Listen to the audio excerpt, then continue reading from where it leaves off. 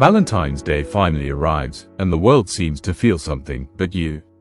Restaurants are filled up, phones light up, red colors floods everywhere, including storefront. There's a tingling current in the air, expectation, affection, performance. And you, oh well, you feel almost nothing. Not sadness, not jealousy, not even resentment, just maybe distance. You watch it unfold the way you'd watch a parade from behind a window, aware, but uninvolved. And maybe that's what unsettles you. Because in a culture that treats romance like a public event, neutrality can feel abnormal. So today, the question isn't why you're single, or why you're partnered up but still feel like you're not, or why you didn't get flowers. The real question is this: why does something that moves so many people leave you emotionally still? Today, I'm not going to tell you to care.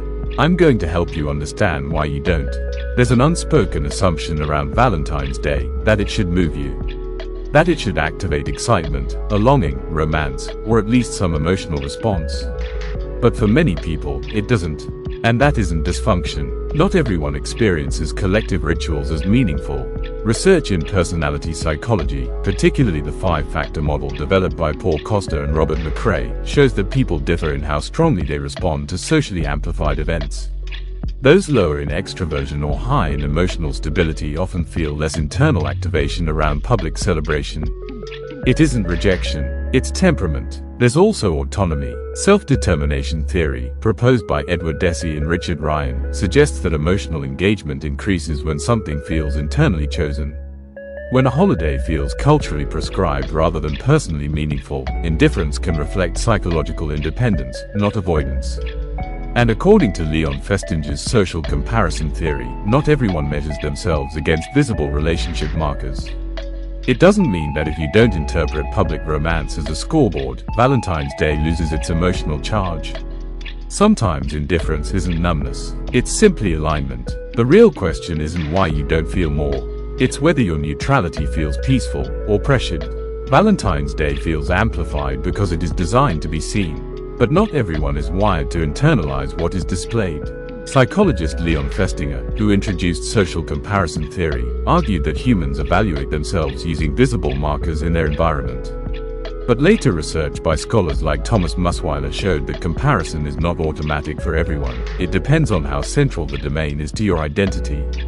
If public romance is not central to how you define yourself, the displays simply pass through you. Consider this: you scroll through photos of candlelit dinners and elaborate gifts. You register them, you understand their meaning, but you don't convert them into a verdict about your own life. There is no internal recalculation, no subtle, where do I stand? That isn't coldness. It may be psychological insulation from comparison pressure. Not everyone interprets visibility as measurement. And when you don't treat the holiday as a scoreboard, it stops behaving like one. When you see public romance, do you feel evaluated, or simply informed? Not everyone experiences romance through the same psychological lens.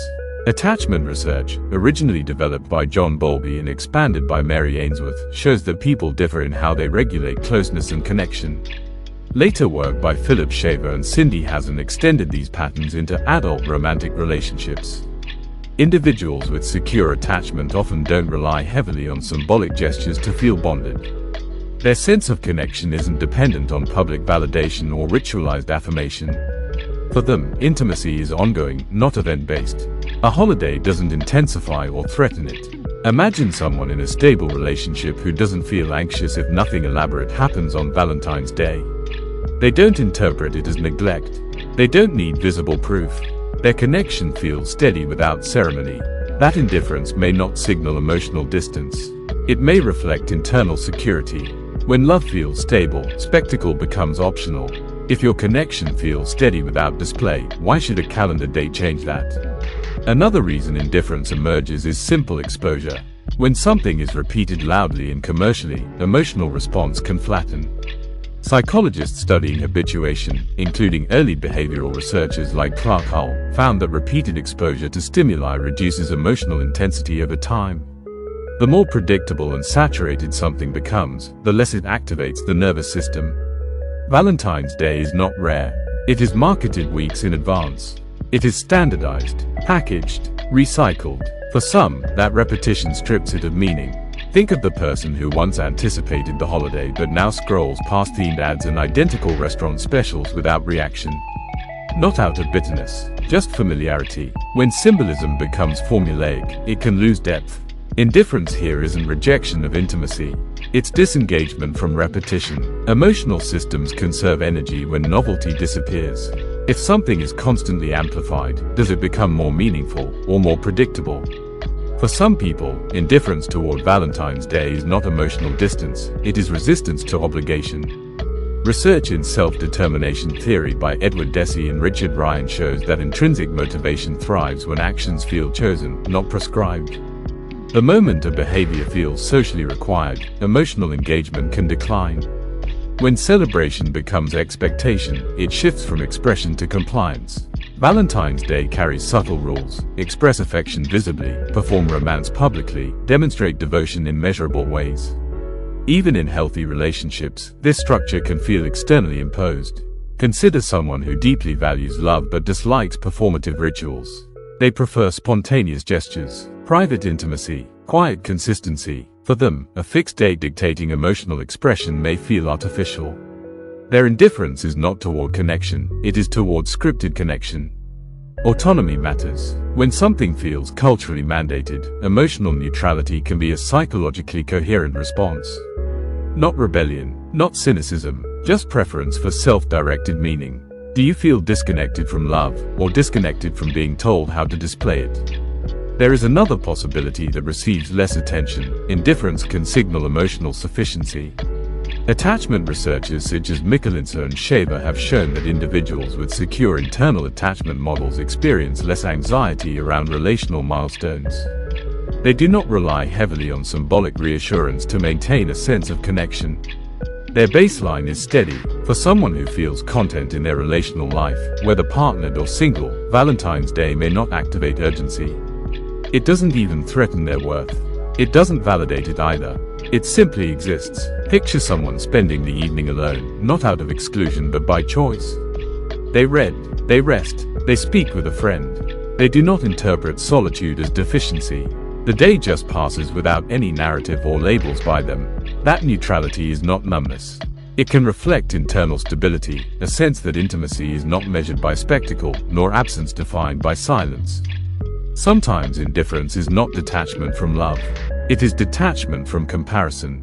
If your emotional state doesn't shift when others celebrate, is that emptiness or equilibrium? Sometimes indifference toward Valentine's Day is not emotional absence, it is social awareness. Research in sociology and consumer psychology, including work by scholars like Eva Illouz, has examined how modern romance is shaped by market forces. Romantic expression is increasingly commercialized, standardized, and publicly displayed. Emotional experiences are packaged into consumable formats. When someone feels indifferent, it may reflect recognition of that structure. They may sense the script beneath the spectacle. The flowers, the prefix menus, the captions online, they follow predictable patterns. Imagine someone watching the annual cycle repeat. The ads, the promotions, the urgency, they see how emotion becomes product. Instead of reacting emotionally, they disengage intellectually. That reaction isn't bitterness. It can be discernment. Not everyone wants their intimacy mediated through cultural templates.